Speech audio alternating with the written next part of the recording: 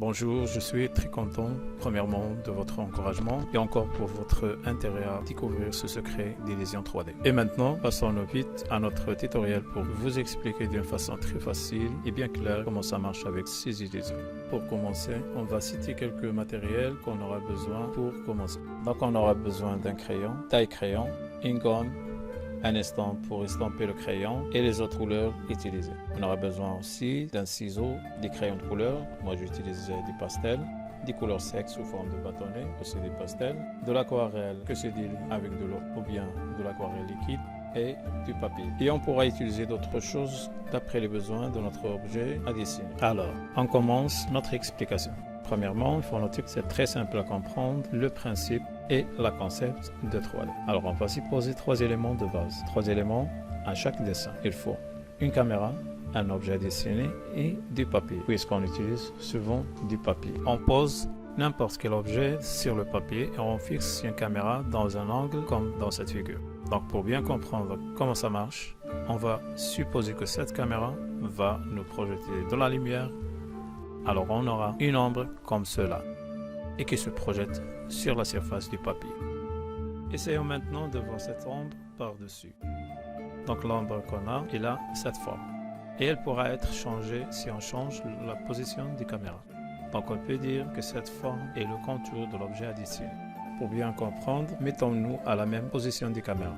Et on va remarquer que d'après cette position, l'objet et l'ombre sont identiques. C'est-à-dire, pour qu'on puisse voir notre dessin sur le papier en 3D, on doit le dessiner avec les dimensions de son ombre comme dans cette démonstration. Alors j'espère que l'idée est bien claire. Sinon, vous pouvez voir cette vidéo plusieurs fois pour comprendre cette logique.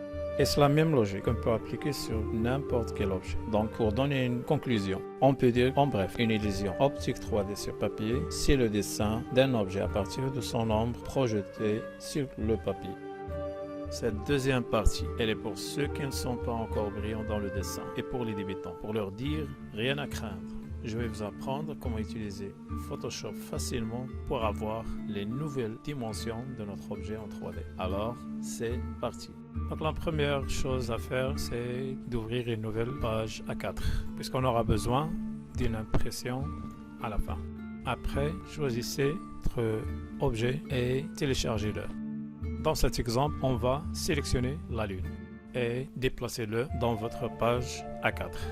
Premièrement, il faut l'agrandir, puis on va doubler la hauteur 2 fois et la partie supérieure de l'objet presque 1,5. Après l'impression de cet objet, on va découper notre forme pour l'utiliser dans le dessin.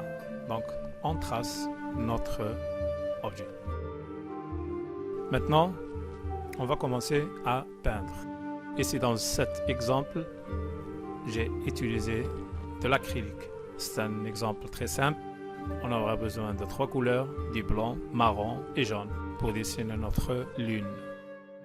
Donc, ce dessin est très simple, puisqu'on peut utiliser le pinceau librement et sans difficulté, et même pour un débutant. Lorsqu'on aura fini notre dessin et peinture, on découpera l'objet de cette manière pour donner l'illusion d'un objet posé sur un papier.